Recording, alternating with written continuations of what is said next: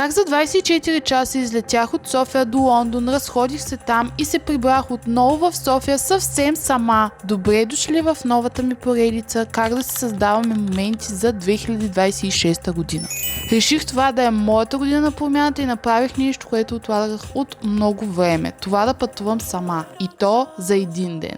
Сутринта се качих в самолета за Лутън и кацнах малко преди 8 часа в Лутън и си взех автобуса за Лондон, където имах много точен и стриктен план. Посетих главните забележителности като Биг Бен, Лондон Ай, Тауърс Бридж, Бъкингамския дворец. Седнах дори да пия кафе в Ралф Лорен, разходих се по Оксфорд Стрит, влязох в няколко магазина и попаднах в рая на Джелика. Возих се на метро и се разхождах из лондонските улици.